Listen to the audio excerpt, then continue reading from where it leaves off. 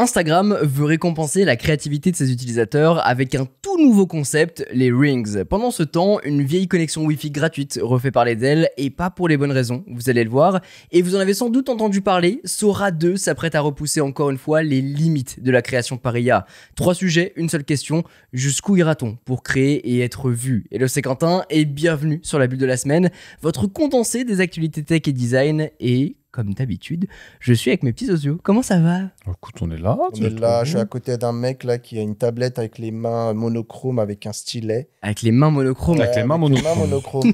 Les mains monochromisées. J'ai la Remarkable 2 qui est très chère pour ce que c'est, mais pour l'instant je suis content. Alors là, tu sais, il fait un peu noir là quand on enregistre. En vrai, c'est pas très pratique, je vois pas très bien. Il va terminer l'épisode et il je vais verra être comme plus une rien vieille, dessus. tu sais, la vieille de la préfecture comme ça. Oui, vous êtes monsieur Hakim. Pas du tout, il y a marqué Quentin, madame. Je sais pas comment vous lisez Hakim. Mais c'est bien, au fur et à mesure, tu verras les points faibles de ma vue. Ouais, c'est ça. Aussi. Je me vois vieillir, je me vois C'est devenir ça. usé. C'est commence à devenir compliqué là, le canapé, entre une tablette Huawei qui m'aveugle et une Remarkable qui a pas de luminosité. Regarde, moi aussi j'ai mis un mode e-ink mytho. Mais ça, c'est bien ça en vrai, le petit revêtement sur la tablette comme ça. Ça fait un peu ASMR, tu sais, t'as envie d'écrire dessus, de faire pchit, pchit, pchit, Ça le pchit. fait. Comment ça va vous? Bah écoute, on est là. Ça se passe bien? Un peu fatigué de cette semaine. travaille. Beaucoup de Ça trucs. Aussi, ça travaille. Mais on va pas se plaindre. Mathieu, une petite vidéo qui est sortie cette semaine? Il y a une vidéo qui est sortie, Qualcomm. Oui. Donc j'ai repris. Sur du sujet dont on a parlé la semaine dernière. le Qualcomm Summit, et du coup j'ai fait un petit sujet parce que je voulais le faire en vidéo aussi pour la chaîne, donc c'est fait. Le X Elite 2, en vrai, ça m'intéresse parce que moi, j'utilise au quotidien une tablette X Elite, la Surface Pro, Exactement. 13 pouces OLED, enfin la 11 du coup, mais 13 pouces. En vrai, j'en suis très content. Quand il y a des applis compatibles, ça fonctionne archi bien. J'ai désactivé toutes les fonctions IA pour ton plus grand plaisir, je pense. J'imagine. J'utilise zéro copilot intégré. Je l'utilise quand j'en ai besoin sur les services et tout. Mais en vrai, niveau autonomie et niveau rapidité de l'appareil et tout, c'est exceptionnel. Hein. Eh ben écoute, les performances ont l'air bonnes. Moi j'avais vu les surfaces aussi, les nouvelles, là, les dernières, avec du Elite Extreme et tout. Sympa. Après, c'est toujours pareil, c'est quid de l'émulateur qui va nous permettre de faire tourner toutes les apps, hein, parce que C'est clair. c'est ça qui fera que ça marche ou ça marche pas. Mais c'est ce qui a fait le succès des puces ARM de chez Apple. Ouais, c'est les ça, puces c'est ça. silicone. Les Bah puces là, en silicone. fait, Qualcomm essaie de se positionner face aux puces M. J'en parle dans ma vidéo. Ah, Se allez mettre la au voir. diapason. Allez On vous la mettra la vidéo en description. Bien sûr, pourquoi pas. Et les gars, ce week-end, normalement, j'ai une vidéo qui sort. C'est Mais extraordinaire, ça alléluia. fait longtemps. Qui se souvient Et là, Qui se souvient, eh, quand Quentin- qui se souvient de Quentin J'ai le vidéaste? une vidéo qui sort ce week-end, je quitte YouTube. Quand Quentin Oh il non. était régulier, ah bon? C'est Ah quoi, bon? c'est quoi le thème? T'as un petit teasing à faire Ouais. ou pas du tout? Bon, pas grand chose, enfin, c'est sur l'iPhone R. Mais bon, je vais un peu plus loin sur le côté tech et design. Donc, Mais ouais, parce que même toi, en vrai, il y avait un monde où t'étais convaincu, alors que toi, t'étais l'utilisateur, le power user à iPhone Pro, Ouais. oui. et te serais-tu laissé convaincre par l'iPhone R en fin de compte? Oh, bah écoutez, normalement, Rendez-vous ce week-end. au moment où vous écoutez ce podcast, vous avez déjà vu la vidéo, vous connaissez la réponse. Hein. Si vous l'avez pas vue, foncez, n'hésitez pas. Après le Allez-y. podcast, bien sûr. Évidemment. Et ça commence tout de suite.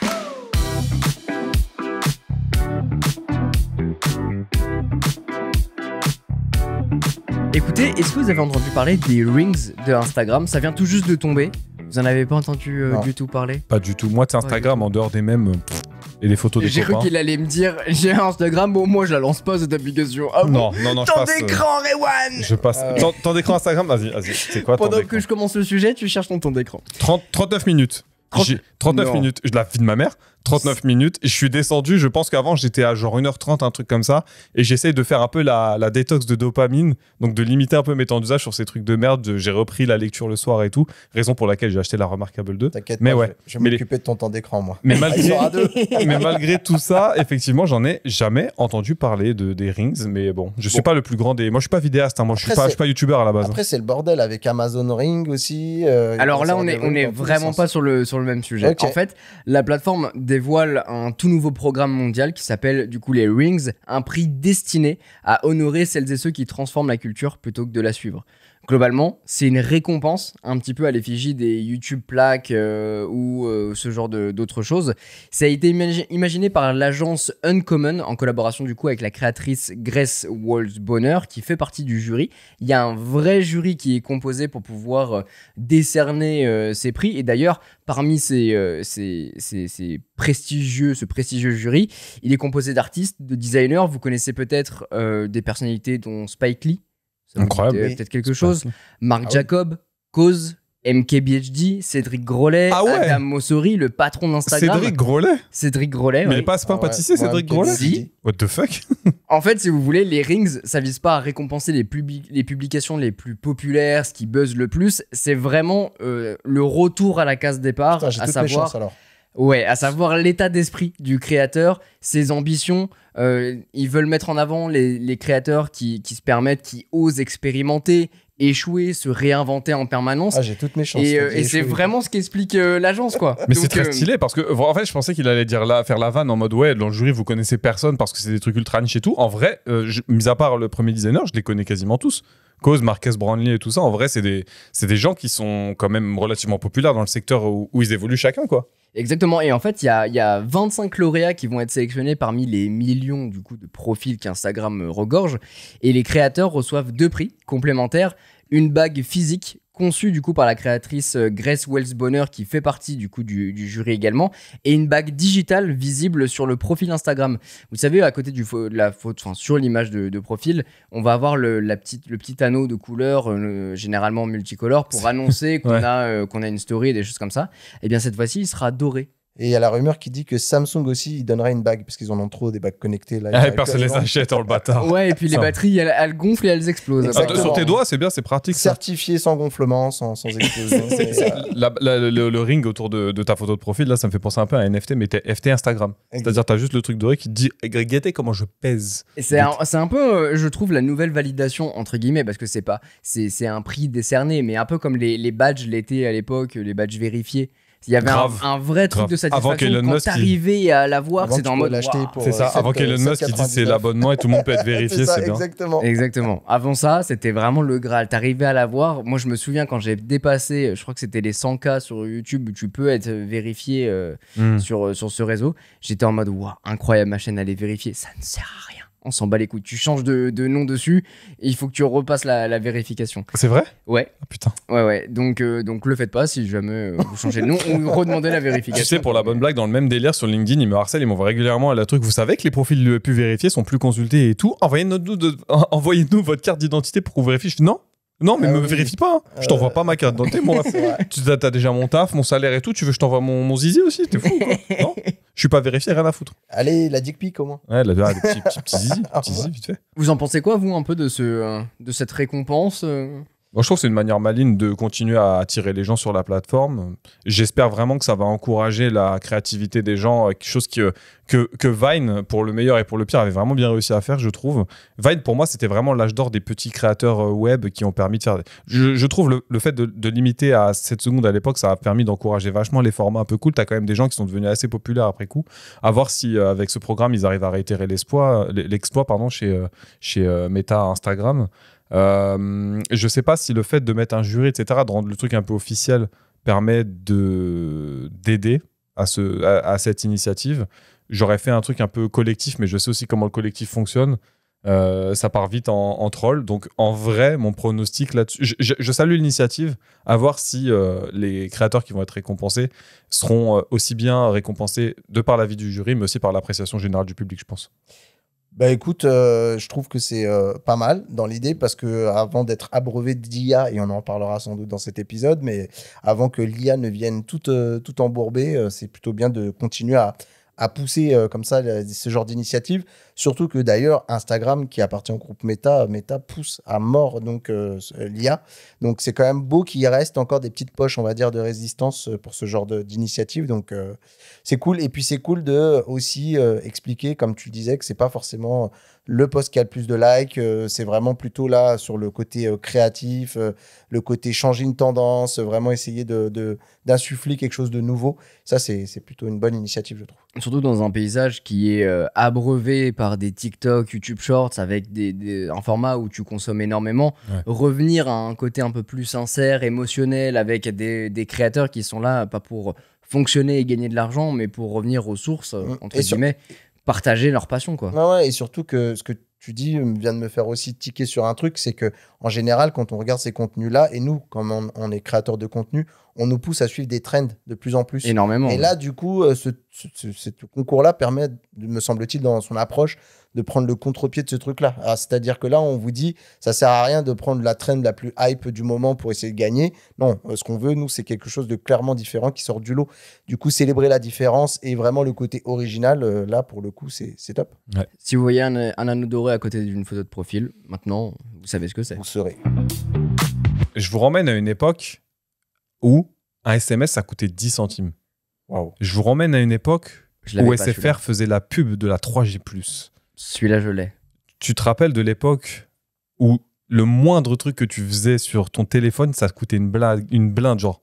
Tu sais, les petits jeux de merde que t'achetais 4 €, le moindre MMS que t'envoyais qui était facturé. Alors moi, je suis arrivé à l'époque où Free, c'était 2 balles. Et mon père avait pris ça. Alors ouais, et c'était gratuit, t'avais une Freebox même. Alors, Jusqu'à on 5 n'avait ans. pas la Freebox. T'avais On pas avait la la Freebox, je sais pas. Bref, super Bref. transition, merci beaucoup. Xavier Niel, il est arrivé avec sa Freebox. Déjà, il a niqué le marché. Merci Xavier. Et surtout, à l'époque, je sais pas si vous vous rappelez, il avait aussi fait, en plus de la Freebox, un autre service pour les abonnés Free qui s'appelait le Free Wi-Fi Secure, qui était en fait un réseau qui était diffusé par défaut sur toutes les Freebox si tu le désactivais pas, et qui te permettait en fait, quand tu étais utilisateur de Free, tu avais une carte SIM Free, tu pouvais te connecter grâce aux infos de ta carte SIM Attends, bénéficier wait d'un a réseau minute. Wi-Fi gratuit en te connectant sur la Freebox de quelqu'un d'autre, un Wi-Fi mais sur un invité, réseau quoi. isolé. C'est C'était un ta, c'est Wi-Fi ta invité. box qui diffuse le Free Wi-Fi? Le Free Wi-Fi Secure, ouais. Tu te fous de ma gueule. Bien sûr. C'est vrai. Mais non. Tu viens de découvrir Je ça. viens de le découvrir. Le Free Wi-Fi Ok. Secure. Pour moi, c'était un truc de McDo, genre. Non, Non, le non, Free non. Wi-Fi Secure, chaque fois que tu avais une Freebox à rayon et que la personne elle l'avait gardée activée, c'était activé par défaut. Avec les infos de ta carte SIM, tu te connectais dessus et n'importe quel Free Wi-Fi Secure, tu C'est pouvais ça. t'y connecter. En gros, c'était un système de méchage, hein, comme si tu voulais créer un grand réseau invité et les gens qui se baladaient pouvaient se connecter de. Ouais, c'était, Free je Wi-Fi sais en pas Free si Wi-Fi. c'était un message derrière, mais globalement, c'était un réseau supplémentaire qui était isolé, quoi. Ouais, Mais c'est un peu le même ce que principe. oui, mais ce que je veux dire par là, c'est qu'il suffisait que tout le monde ait un peu ça pour qu'à chaque fois que tu te déplaces, tu puisses avoir. une Mais c'était connexion. l'ambition, c'était qu'en fait, vu que les données c'était ultra cher, bah tu utilisais la connexion Wi-Fi de quelqu'un, t'avais quand même une bride, je pense, derrière qui permettait Oui, de pas pomper toute la bande passante. Mais quoi qu'il en soit, tu te connectais et t'avais pas utilisé tes données, qui à l'époque coûtaient une couille. Incroyable. Ok, d'accord. Putain, ça vient de là, en fait. Ça vient de là. C'est Et pour c'est- ça, et en fait, que c'est né. C'est pour Ouais. que tout le monde ait du réseau Wi-Fi. Et c'est quoi. et c'est très con parce que même on parlait de ce genre de choses, par exemple, pour du style la loi Adopi, tu te dis, imagine, il y a un mec qui te prend ton free Wi-Fi et il télécharge comme un cochon, même s'il devait y avoir des bribes, il téléchargeait des trucs illégaux, parce qu'à l'époque, tu pouvais même télécharger Oui, un c'est quand même MP3 sur ton adresse IP. de 4 mecs, c'est ton IP qui prend, quoi, en fait. Ouais, c'est ça. Alors après, je pense qu'ils devaient, vu qu'ils sont fournisseurs d'accès, ils devaient quand même enregistrer ce genre de connexion parce Oui. que c'est un Retrouver prérequis de l'adresse la MAC, loi. C'est ça, ouais, ce genre de tu- truc. ouais. Et ben, vous savez que ce service, il est mort il y a très peu de temps. Genre Ok. ce mois-ci.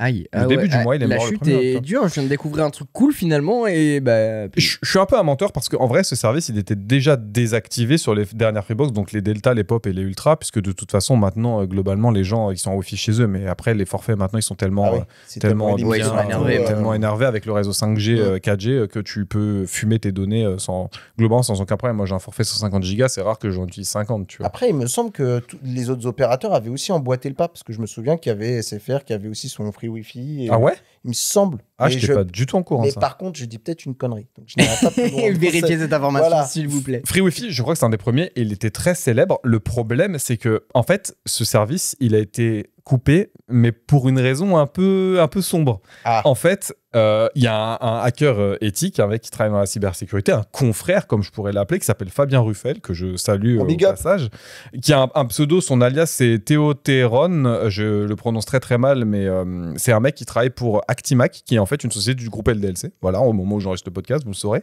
Qui, par hasard, pendant qu'il faisait des tests sur les réseaux Wi-Fi, il avait monté un petit lab et tout ça chez lui. Il y a le write-up qui est en fait le déroulé technique de toutes les étapes qu'il a fait pour découvrir la vulnérabilité, ce qui s'en est suivi, etc., qui est sur son site internet, qui est vachement intéressant. Il s'est rendu compte que, en fait, pour se connecter au Wi-Fi, ta carte SIM, elle envoie des informations. Elle utilise un protocole qui s'appelle le EAP-SIM. Et en fait, ce protocole-là, qu'est-ce qu'il fait? Il envoie à la Freebox les infos qui s'appellent des infos IMSI, qui est en fait littéralement le numéro de passeport de ta carte SIM à la Freebox. Problème, ce numéro-là, il est envoyé en clair avant l'établissement d'un tunnel sécurisé qui permet de chiffrer les communications. Et en fait, n'importe qui écoute le réseau, Peut récupérer ta carte SIM en fait. c'est pas. Alors, oui, d'une certaine manière, si il a vraiment accès au réseau, on en parlera un peu après, mais à tout ce qui est protocole SS7, comment dire, système SS7, Signaling System numéro 7, qui est un système utilisé par le gouvernement pour tracer, etc. Mais juste, s'il arrive à choper ces infos en te suivant par rapport aux différents Wi-Fi, réseaux Wi-Fi où tu te connectes, ou lui en étant même connecté à ce moment-là quand tu t'authentifies, tu es capable de tracer quelqu'un dans la vraie vie. Genre, tu es capable de lister ses habitudes, il a l'habitude de se connecter à tel endroit, etc. Ah, Donc- tu traces pas sa carte SIM, son emplacement géolocalisé de sa carte SIM, mais en revanche, son activité internet. Alors, non, c'est pas l'activité internet, tu peux vraiment le suivre de manière géographique sur la Terre, puisque en fait, le numéro de ta carte SIM, il est connu, il est unique, il est pour ta carte SIM et pas pour une autre. Et donc, Oui. si tu arrives à tracer ces informations-là, déjà en étant, en arrivant à les récupérer sur différents réseaux Wi-Fi, tu peux savoir où est-ce que la personne elle est. Mais si en plus tu as accès à des systèmes comme le SS7 ou le Diameter, qui sont des protocoles qui sont utilisés notamment pour les enquêtes judiciaires, pour savoir à quelle borne tu te positionnes, etc. Tout ça. Ce genre de truc, effectivement, pour l'itinérance et tout, qui est utilisé sur les réseaux 2G et 3G qui disparaît un peu après, tu peux vraiment savoir où est la personne en quasi temps réel. Incroyable. Ce protocole-là qui est le EAP SIM, qui est utilisé de manière pas sécurisée, parce que normalement, tu envoies ces infos-là. Alors déjà, normalement, tu en génères un temporaire. Tu n'es jamais censé envoyer ton IMSI directement.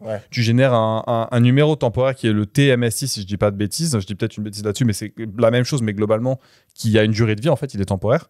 Et tu l'envoies sur un canal chiffré, tu l'envoies pas en clair comme ça. Donc en fait, lui, ce qu'il a fait quand il a vu ce comportement-là, il l'a vu au hasard. En fait, il faisait une capture réseau, il a vu ce truc-là passer, il s'est dit, ah bah c'est bizarre. Il a essayé de reproduire le comportement avec des potes à lui qui avaient des Freebox, etc. Et ça a continué à fonctionner. Qu'est-ce qu'il a fait? Il a contacté le RSSI de Free. Le RSSI de Free lui a dit, écoute, je te remercie. Sache qu'on était au courant que la vulnérabilité, elle est en train d'être corrigée. C'est pour ça qu'on limite le service. Mais vu qu'on n'avait jamais eu d'alerte avant, c'est pas on prenait notre temps, mais on avait planifié une décommission, mais on va l'accélérer vu que tu nous as fait un retour. C'est pour ça que ce service, il est mort ce mois-ci. Ça, c'est la bonne technique, ça. Tu sais, quand t'as pas fait un truc et qu'il y a un mec qui te dit, mais j'ai trouvé. Oui, alors on était dessus, vraiment. Tu sais Le quoi mec, il est venu, il lui a mis un coup de pied dans la fourmilière. Je te jure, l'autre, il a regardé, il dit, dans mon Outlook calendar, c'était pour la semaine prochaine.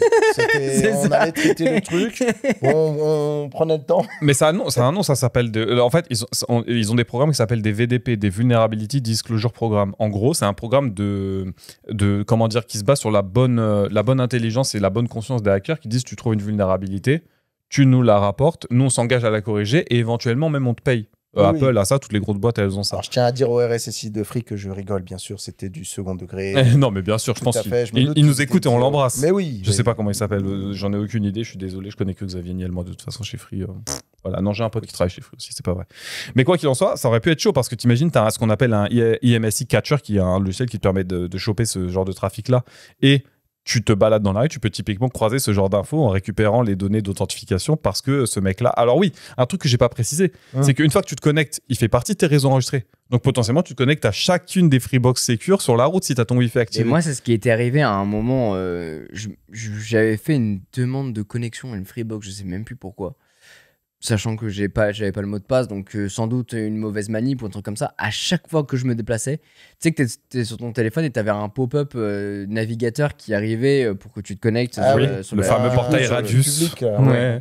Et à chaque fois, j'avais ça. Et du coup, en fait, effectivement, à chaque fois que je me baladais, il voulait me tenter de me connecter à toutes les Freebox. Et en fait, tu te rends compte qu'il y en avait énormément des Freebox. Mais c'était trop bien. L'idée était trop folle. C'était genre, le réseau, ça coûte cher, pas de problème. On va vous mettre à disposition un autre moyen de vous connecter et que ça vous coûte moins cher. Je connaissais pas du tout l'histoire. C'est fou. Je l'ai apprise il y a pas très longtemps parce que j'ai vu que le système il allait être décommissionné, mais j'avais pas l'histoire et je suis tombé sur le post du coup de Flavien. Putain, je l'ai mal prononcé. C'était Flavien Ruffel, qui a parlé de tout ce truc-là et qui a relaté toute l'histoire. C'est assez fou parce que il faut bien comprendre qu'une fois qu'on a ton IMSI et qu'on a accès au système SS7 et à tous ces trucs-là, tu peux typiquement rerouter les appels et même les numéros d'authentification multifacteur. Tu sais, les numéros, votre numéro d'authentification est 0 nanana, ne le divulguez à personne. Ça se base sur ces infos-là pour router les différentes communications. Donc, il faut bien se dire que c'est aussi critique pour votre vie privée, bon, peut-être pas jusque-là, mais en vrai, pour votre vie numérique, que si jamais il y avait votre carte d'identité qui fuitait. Parce que ça veut dire que demain, tu es obligé de changer de numéro, de carte SIM, ce genre de truc. C'est hyper chiant. Ouais, c'est dingue. C'est vraiment très, très chiant. Donc, moi, je vous invite, si vous êtes un peu technique, à regarder à lire le petit write-up qu'il a fait, qui est en anglais. Malheureusement, il l'a fait en anglais, puisque tout son site est en anglais. Mais c'est hyper intéressant, comme quoi ce système-là, de par l'utilisation qui est en effet de ce protocole, était mal implémenté, mais surtout que le service, il a quand même plus d'une dizaine d'années maintenant, en vérité. Ouais, donc ça fait un petit peu de temps qu'il tourne ce truc-là. Et il nous aura bien aidé. Après, le truc, c'est que, encore une fois, pour arriver à ce genre de Conclusion, il faut quand même s'acharner, faire des trucs. C'est pas à la portée de tout le monde. Non, c'est sûr. L'idée, c'est pas non plus d'affoler tout le monde. C'est pas la personne du coin qui peut se permettre de faire ce genre de choses. Mais bon, c'est bien de démontrer que ça existe pour être conscient. De toute façon, quelque part, ça me permet de rebondir sur un des sujets. Le Wi-Fi public, c'est toujours quelque chose sur lequel il faut faire attention quand on s'y connecte. C'est ça. Et se dire que c'est un truc qui vous permet de vous mettre visible à vue de personnes qui peuvent être potentiellement mal intentionnées. Si vous avez vraiment pas le choix de vous connecter à un Wi-Fi ouvert, utilisez un VPN après la connexion, pitié, comme ça, au moins ça chiffre les communications et ça vous permet au moins de vous rassurer sur le fait que le trafic il n'est pas intercepté après la connexion. Et pour ceux qui se posent la question, le Free Wi-Fi Secure, si il est activé chez vous, sachez que vous n'avez rien à faire puisque c'est une mise à jour qui est poussée sur les Freebox qui l'ont encore activé. Donc, si votre Freebox est connecté à Internet, ce que j'espère parce que c'est quand même un petit peu sa fonction, la mise à jour a normalement déjà été poussée et vous avez rien à faire de votre côté, ça a été désactivé. Tu nous as envoyé une vidéo tout à l'heure, c'était légendaire. J'ai vu Stephen Hawking faire de la WWE, être en Formule 1 plutôt en Mario Kart. Subir plutôt dans les... Ouais, subir à chaque fois dans tous ces scénarios. Et c'était l'IA qui a créé ce truc-là. Mais tu sais qu'il y en a eu d'autres des vidéos comme ça. Il y en a qui ont généré des vidéos de Sam Altman dans une boutique qui vole des cartes graphiques. Je l'ai vu, et j'ai vu Jack Paul qui tape Stephen Hawking pareil. Bon, bien sûr, personne n'a pu passer à côté de cette énorme news qui fait parler tout l'Internet. C'est OpenAI qui a lancé Sora 2. À la base, Sora, c'est une intelligence artificielle générative de vidéos. Sauf que là, Sora 2, il y a plusieurs choses qui vont pour elle et qui font parler d'elle aussi à juste titre. C'est que déjà, c'est une amélioration. C'est un peu considéré comme le chat GPT, mais version 3.5, celle qui a commencé à faire beaucoup parler d'elle, le fameux LLM là, qui vraiment commençait à être très convaincant et un peu magique. Et le truc, là où pour moi OpenAI a été très très fort, c'est qu'ils n'ont pas simplement décidé de lancer l'intelligence artificielle et dire voilà, on a une intelligence pour générer des vidéos. Ils se sont dit tiens, on va en profiter pour en créer un réseau social à la sauce TikTok où on va permettre aux gens vraiment de poster que du fake, que de l'IA partout, tout le temps. Et Sora 2 est un réseau social aussi ? Sora 2, c'est un TikTok-like. Sauf qu'à l'intérieur, c'est que de l'IA. Que de l'IA. C'est que de la génération par IA. C'est hyper malin. Voilà, c'est hyper malin parce que je pense qu'encore une fois, ils se sont dit s'ils sortaient Sora 2 comme ça, un peu comme Sora 1, ça aurait fait parler 3 jours. Oui, c'est une catégorie sur OpenAI. C'est une amélioration incrémentale et fin de l'histoire.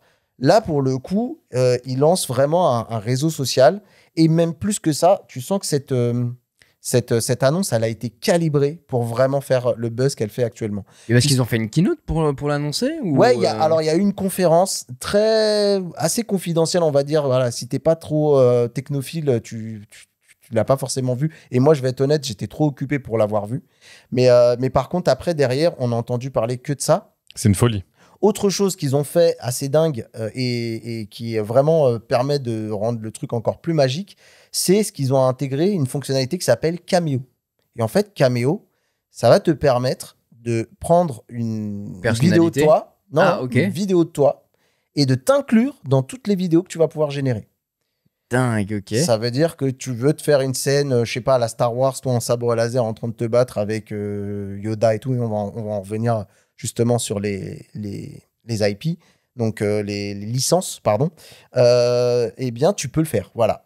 Et même plus que ça, ils ont eu encore une super bonne idée, c'est que ton Cameo, tu as la possibilité de le partager à tous les utilisateurs de Sora 2 ou uniquement à tes amis, par exemple. Et ça, à partir d'un selfie.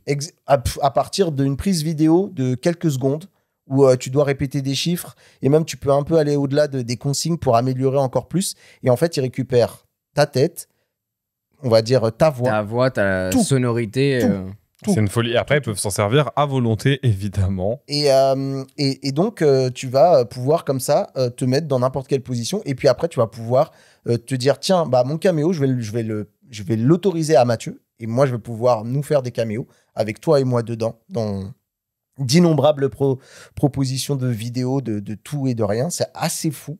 Et donc, le truc, pour tout vous dire, au 1er octobre, parce que ça a été annoncé fin septembre, 1er octobre, donc c'est uniquement disponible aux US. Bien sûr, les Act est passé par là, côté européen, donc c'est juste mort. Faut savoir que l'application, elle est devenue number one. Elle est passée au-dessus de tout. ChatGPT était numéro 1, elle est passée au-dessus de ChatGPT. Gemini 2.5 est passé aussi également au-dessus. Donc, le phénomène, il est assez zinzin, quoi. Assez zinzin. Mais faut vraiment regarder les vidéos pour se rendre compte à quel point on a encore franchi une étape. C'est-à-dire que là, on est vraiment dans le stade où ça va devenir vraiment très, très compliqué de distinguer les fausses vidéos des vraies vidéos. C'est ça. Alors, je sais pas si c'est le fait qu'il joue vachement sur le côté un peu vidéo à la TikTok, c'est-à-dire sur l'instant. En fait, on est passé à un cap où on a vu avec des VO3, des choses comme ça, où ils essayaient de faire de l'IA en vidéo, mais que ce soit waouh, cinématique. Des trucs absolument ultra poussés, des trucs bluffants. Et là, on arrive sur un truc où les exemples donnés sont des vidéos que tu mates au quotidien. Exactement. Oui. Tu vois de la MME, tu vois des trucs où c'est quelqu'un, bah, je sais pas, on parlait d'une vidéo de caméra de sécurité où on voit Sam Altman en train de voler quelque chose. Il volait des cartes graphiques, c'est ça qui est marrant. En plus des cartes graphiques. Mais la vidéo est volontairement négligée avec une qualité qui est moins bonne et tout ça dans un but. Et fait, c'est vraiment les vidéos du quotidien qu'on regarde. Tu peux tout faire. C'est-à-dire que si, par exemple, tu veux faire une vidéo de toi maintenant, mais avec un style des années 90, il va être capable de reproduire tous les codes des vidéos 90. On va retrouver un petit peu, tu sais, voilà, de ces vidéos qui ont pris un peu de l'âge, qui sont sur des formats 4 tiers uniquement. Tu as vraiment le feeling d'un truc vraiment où tu pourrais te retrouver, toi, je sais pas, en train de jouer à la première Nintendo. Alors que tu es adulte, vraiment dans le style de l'époque où elle était sortie. Mais sur un feed Instagram, c'est hyper dangereux. Mais en fait, toi, quand tu es habitué à consommer du contenu rapide, comme tu l'as dit, où tu scrolles, tu tombes sur une vidéo comme ça, tu as vite fait. Mais déjà, moi, il y a un truc qui me rendait déjà fou à l'époque quand ça a commencé, c'était les grands-parents. Enfin, les grands-parents, même les parents en vrai, qui véhiculaient de la fake news parce qu'ils se rendaient même pas compte déjà, même avant l'IA. Ça avait son bon taux de Facebook, hein. son bon taux de conneries. Maintenant, mais t'as même plus besoin d'échographie. Maintenant, t'as des trucs, ça devient tellement facile de générer du contenu et maintenant, ça devient même compliqué pour l'œil averti de pas tomber dans le piège des trucs générés par IA. Tu parlais de toi des trucs, des contenus qui permettent de genre changer d'époque, etc. Ça peut reproduire des images de caméras de sécurité avec l'espèce de grain, l'espèce de flou et tout. C'est vraiment très très bien fait. Là, on avait du mal à discerner avant les mouvements où c'était un peu robotique et tout. Ça s'améliore vachement. Le texte, c'est toujours à chier. Par contre, ça pour le coup, c'est vraiment toujours à chier. C'est toujours très compliqué. Mais les progrès faits, là, sur Sora 2, c'est spectaculaire. Alors, il va y avoir une consigne maintenant. Toute vidéo en ligne ne peut plus être considérée comme quelque chose de factuel, de tangible. Ouais. Ça veut dire on ne peut plus croire les images. Voilà. Ça va devenir très compliqué. Mais c'est pas tout. Ils ont été beaucoup plus loin. C'est-à-dire que OpenAI, vraiment, pour faire le buzz, ils ont été jusqu'au bout du concept pour être sûr que le truc fasse un maximum de bruit. Ce qu'ils ont fait, c'est qu'ils ont décidé d'appliquer une règle, vous allez voir, c'est lunaire. C'est-à-dire qu'ils partent du principe qu'il n'y a aucune règle. Par exemple, la règle, c'est qu'il n'y a pas de règle. C'est ça, exactement. En fait, en gros, si tu veux prendre Mario et le mettre dans la vraie vie en train de faire un Mario Kart en bas de chez toi, il suffit de le prompter et ça marche. C'est ce que faisait Elon Musk avec Grok au début, où tu pouvais utiliser n'importe quelle personnalité, s'en foutait. Mais par contre, OpenAI et ChatGPT, c'est en mode non, c'est pas bien. Ouais, mais on est sûr de ça? Genre, tu peux vraiment tout faire? Tout à fait. Bob l'éponge est en train de préparer de la méthamphétamine dans un labo crasseux. Alors ça, je l'ai vu. Ouais, je l'ai vu. Je l'ai vu même fuir d'un contrôle de police en voiture. J'ai vu un chien faire du vélo. Mario Kart, je l'avais vu. Par contre, t'as d'autres exemples comme ça? Des épisodes entiers de South Park générés à la chaîne. Comme du contenu volé, voilà, exactement. Pourquoi pas. What the fuck. Le fameux physicien Stephen Hawking, que je vous ai envoyé, qui est décédé depuis plusieurs années, se faire humilier et taper. Des choses qui n'ont plus de limite. Mais du coup, par rapport quand même au contenu préjudiciable pour les mineurs, etc., il y a quand même une limite éthique sur Non, parce que regarde, le truc que je vous ai envoyé, pour le coup, nous on le regarde avec notre regard d'adulte, ça paraît fun et drôle, mais en vrai, il y a de la violence. Tu vois quand même un handicapé, c'est horrible. Enfin, une personne lourdement handicapée se faire quand même tabasser, même si c'est de l'IA et que c'est pas elle vraiment. Mais pour vous dire qu'en fait, il y a déjà des contenus qui sont problématiques. Franchement, on vous mettra la vidéo en description. C'est quand même choquant. Enfin, c'est un peu chaud. Quand tu t'y attends pas, tu te dis putain, merde, qu'est-ce que c'est ce truc? Tu peux avoir, je vais aller très loin dans la caricature, mais tu peux voir, je sais pas, Mickey en train de dealer de la drogue dehors. Tu vois, on en est là. Certaines marques ont commencé à le faire un lever de bouclier, mais Sam Altman, il a dit lui-même. Il a dit, certains contenus passeront encore à travers. Voilà, pour vous dire qu'en fait, ils ont lâché le truc dans la nature. Tu sais, ils ont vraiment agi comme une start-up. C'est genre, on balance Et on voit. Voilà. Et on pète tout. Et Mais c'est pas grave. il avait déjà admis d'ailleurs qu'il y avait encore des problèmes sur si tu harcelais le prompt juste en texte pour te donner des trucs préjudiciables, il pouvait le faire. C'est juste fallait être suffisamment patient. Mais si tu le harcèles, il te donne volontiers les recettes de la cocaïne, il n'y a pas de problème. Ouais, mais c'est ce genre de truc qui est assez fou. C'est-à-dire qu'en fait, ils disent nous, on maîtrise rien et on verra bien. Et d'ailleurs, pour le coup, donc ça a fait des remous. Ça a déjà commencé un peu à indigner les gens. Et je vais en revenir sur les indignations. Mais du coup, OpenAI commence à faire un truc qu'ils auraient peut-être pu faire en lançant le produit.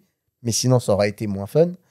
Nous allons donner aux ayants droit un contrôle plus précis sur la génération de leurs personnages, similaire au modèle d'opt-in pour les likeness. Enfin, en tout cas, en gros, ils ont dit, si vous voulez que vos personnages ne soient pas utilisés, il faut nous prévenir. Mais qu'est-ce que tu me racontes? En fait, c'est l'inverse de la. Ouais. C'est Disney qui dit n'utilise pas Mickey. Exactement. Non, c'est trop fort. Exactement.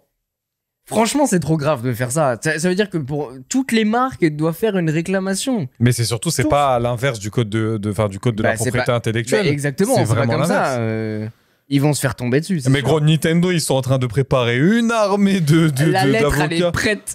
Ah mon gars, le 6D6 qui va arriver en Y.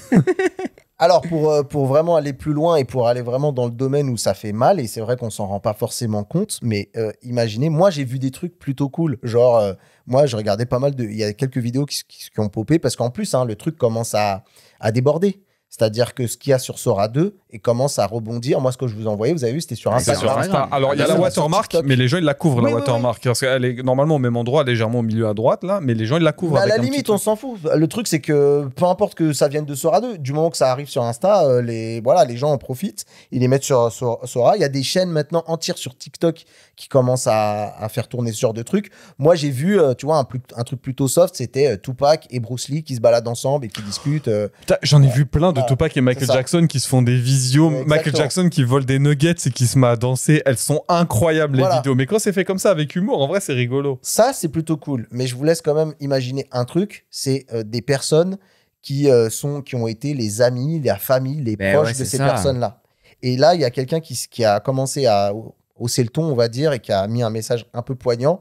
C'est Zelda Williams, la fille de Robin Williams, l'acteur décédé, qui dit « Voir l'héritage de personnes réduites à « ça leur ressemble vaguement, donc ça suffit », juste pour que d'autres puissent produire des vidéos TikTok horribles en les manipulant comme des marionnettes, c'est exaspérant. Si vous avez un minimum de décence, arrêtez de lui faire ça, à lui, à moi, à tout le monde même, point final.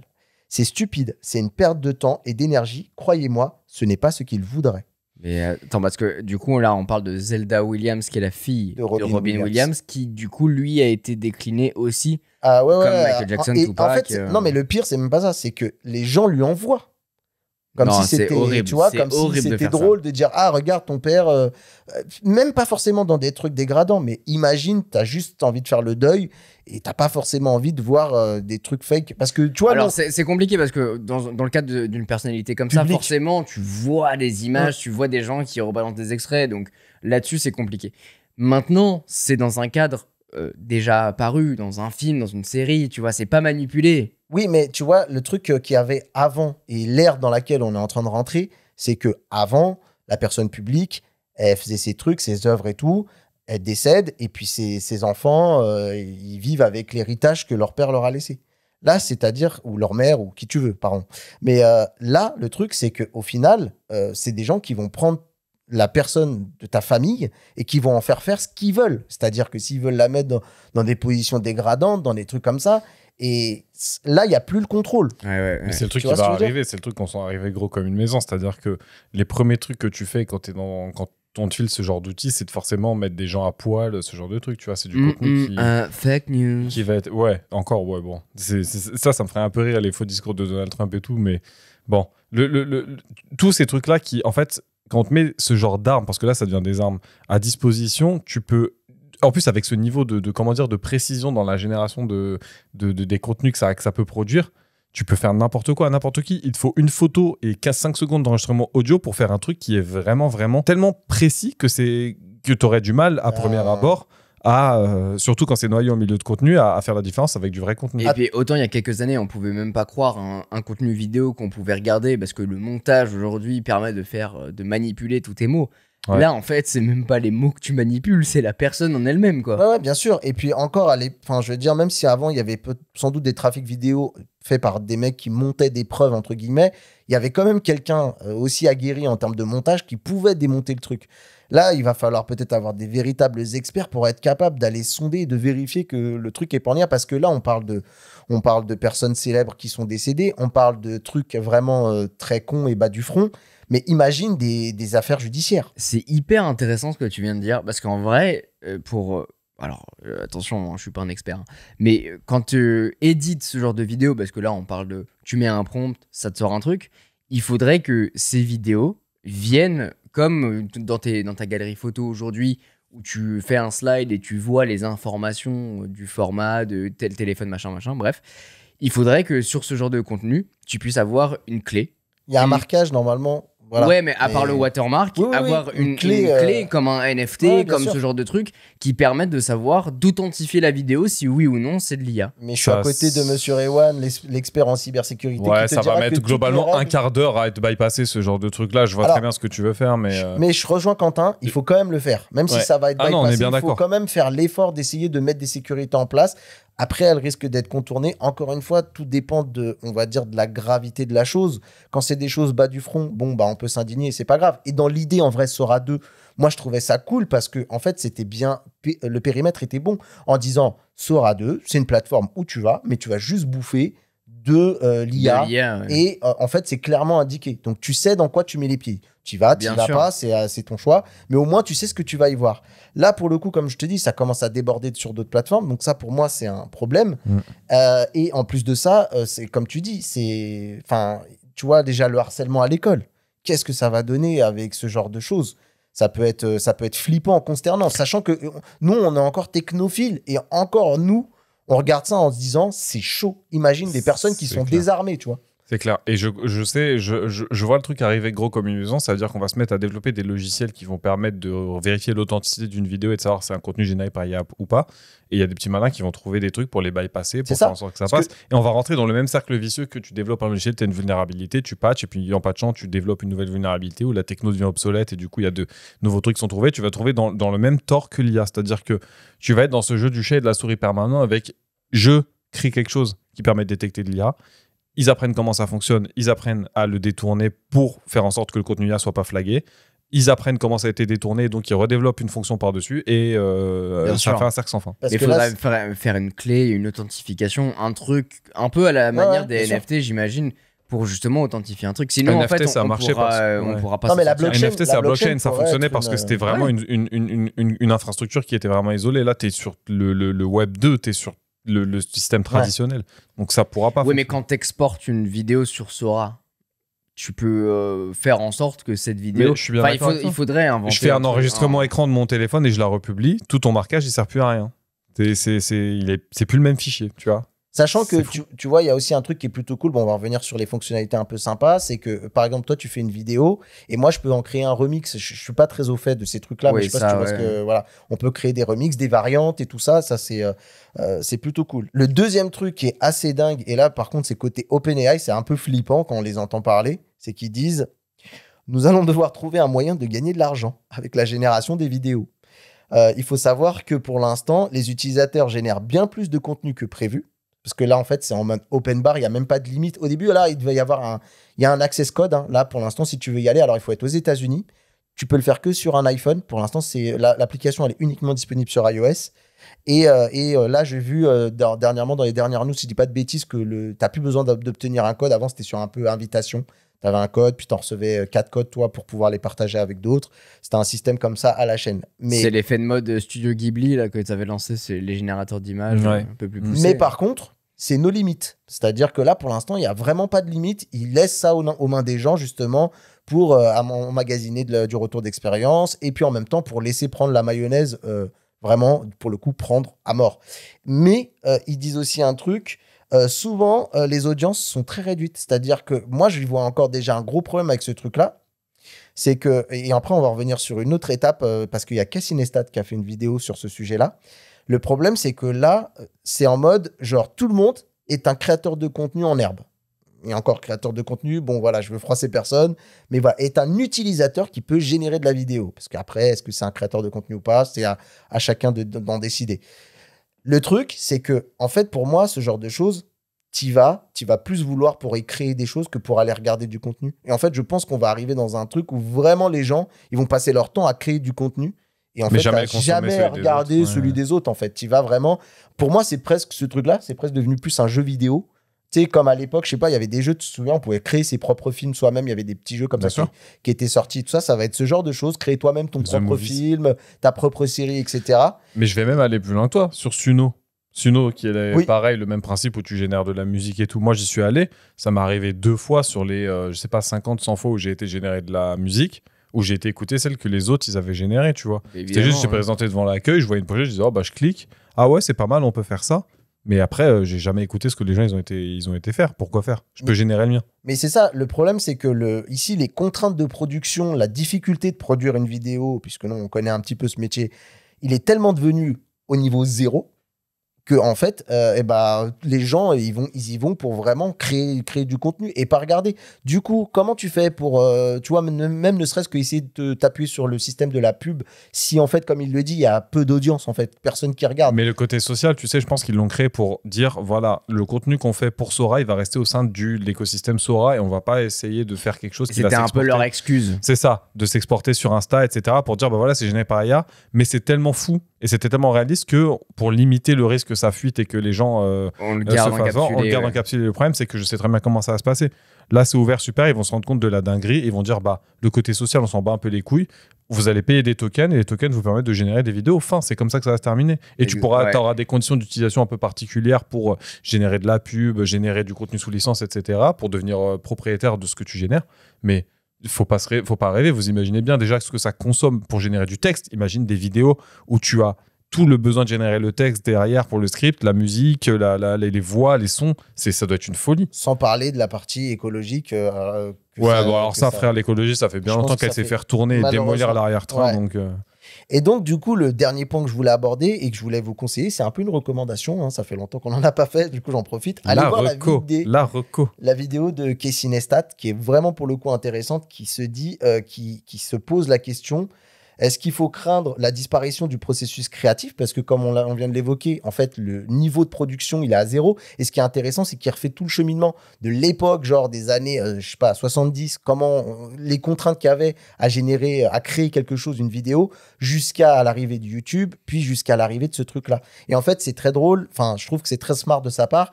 Il utilise un entonnoir pour montrer un petit peu comment c'est arrivé, tu vois. Et là, du coup, l'entonnoir, il devient gigantesque. Ça veut dire que le flot de contenu qui va être généré, il va être sans fin. Et du coup, Nesta, trop fort. Et du coup, le mec dit comment on va distinguer le gold, ça veut dire le contenu qui mérite votre attention, le très bon contenu, dans un monde envahi par ce qu'il appelle la bouillie, en fait. Puisqu'on va être enseveli de bouillie. On l'est déjà. Hein. Et mais là, en fait, quand tu regardes ça et quand tu prends la mesure de ce qu'est Sora 2, en fait, c'est nos limites. Parce que avant, tu pouvais quand même avoir des gens en leur disant, tu veux faire du contenu, même merdique, hein, il faut prendre ton téléphone, il faut te filmer. Et puis après, il faut l'uploader, sans parler de montage ni rien. Mais il faut l'uploader. Il y avait quand même, ne serait-ce qu'un effort à faire juste pour ça, tu vois. Là, c'est fini. Tu trappes 3 phrases, t'attends, prompt, générer, uploader, et c'est instant terminé. Donc, il se demandait si, en gros, est-ce que le processus créatif va disparaître ou simplement ce que ça va être une transformation radicale des modes d'expression numérique. Et quand j'ai vu sa vidéo, j'ai cette phrase qui me dit, ça se trouve demain, aujourd'hui, on tweet. Alors, c'est X maintenant, mais moi, j'appelle ça encore Twitter et on tweet. Demain, pour moi, en fait, un jour, on verra peut-être un réseau social où, en fait, on n'aura plus des tweets. On aura des vidéos qui seront l'équivalent de ce qu'on tweet aujourd'hui. Mais ça va même aller encore plus loin que ça. Parce que j'ai vu tout à l'heure, je suis tombé sur la photo, je sais pas si vous l'avez vu, Brandon, il a fait des photos générées par IA où tu le vois et tout, beau gosse, franchement, les photos, elles sont charmées. Mais je me dis, ça, pour moi, c'est un peu l'étape où en mode t'es encore, ah ouais, c'est bluffant parce qu'on dirait vraiment un vrai shoot, un peu pro, un peu quali, machin, mais c'est en mode, ah, on peut faire ça, ok. Plus tard, j'ai peur que ce soit un petit peu comme l'arme nucléaire, c'est-à-dire que quand tu l'as, c'est la solution finale, tu te sers que de ça, tu vois. C'est en Ouais, mode, c'est ça. j'ai pas besoin de te parler, Quentin. J'ai besoin de te donner une info. Je vais dire à mon IA, appelle Quentin pour lui dire que je vais être en retard pour le podcast, machin. Il va y avoir une IA qui va faire l'appel, qui va parler à Quentin. Quentin, de l'autre côté, peut-être qu'il aura son IA. Donc, nos deux IA vont discuter. Et les deux vont dire oui, effectivement, Quentin a bien eu l'info. Et en fait, ça va un peu tuer cette relation des... Tu sais, tout ce qui est rapport, tout ce qui est communication, tout ce qui est... Même créativement parlant, partage. tu parlais du podcast, t'écris 3 lignes, tu dis, bon, en fait, le sujet, c'est ça. Et on puis, n'aura en fait, plus besoin de s'inviter, de se et voilà. déplacer pour C'est enregistrer. déjà enregistré. Avec en Ce qui est fait, déjà fait, ce qui est Des déjà outils fait. qui clonent les voix, et puis Quentin, il aura plus qu'à mettre Mais tout il y en ça a déjà. boîte. Et le montage fera peut-être tout seul. Et, Il y en a déjà qui font ça, et des nous, on ira podcasts à la générés pêche. par IA qui sont vachement intéressants bah, tu pour prends- apprendre et tout C'est ça. simple, hein, bah, vous voulez la formule, vous allez sur Notebook LM, vous chargez votre truc, et puis lui, vous mettez générer un podcast et vous le faites. C'est Ça existe. une angoisse qui est en train de se passer. Bah, nous, en tant que vrai, créateur là, de contenu, et je pense même notamment à moi qui suis un petit créateur, je veux dire déjà que j'ai du mal à exister dans ce monde. Je sais pas quelle va être un petit peu la suite des choses. Quoi qu'il en soit, on est dans un espèce de précipice où peut-être que dans 20 ans, les gens riront de ce qu'on est en train de dire parce que en fait, ça va être intégré, ça va être digéré, et puis les gens auront les codes de ce truc-là. Ouais. Pour l'instant, nous, aujourd'hui, à date, on est dans un espèce de précipice où en fait, on sait pas où est-ce qu'on va là. World Wide West World Wide Web. aussi. C'est la merde, quoi. World Wide West Web. Le 4 Web. Le 4W. Voilà, en tout cas pour les actualités de la semaine, c'était bien chargé. N'hésitez pas à nous dire ce que vous en pensez de tout ça sur Instagram. C'est un petit peu l'anarchie, et Sans vous IA. l'avez entendu, c'est beau, c'est quelque chose. Non, mais dites-nous ce que vous en pensez, même par rapport à ça. Est-ce que c'est génial, vous aimez ça? Et en vrai, il y a des trucs très cool. Moi, je consomme un peu de musique par IA et tout ça. Donc, dites-nous votre sentiment par rapport à cette création de contenu. On a besoin de l'entendre. Et puis on verra peut-être que d'ici quelques mois, quelques années, ce sera un truc qui aura complètement floppé. Et d'ailleurs, c'est un truc qu'on aborde jeudi. On va plonger dans l'autre visage de l'innovation, ces projets qui avaient tout pour réussir, des milliards derrière eux, parfois même une vision d'avance, mais qui ont fini par disparaître dans l'oubli. Vous pensez directement au Google Glass éventuellement, au Galaxy Note 7. On va comprendre pourquoi la tech adore se tromper et ce que ces échecs disent vraiment du futur. Merci les osios et à jeudi dans Bubble. Salut. Ciao.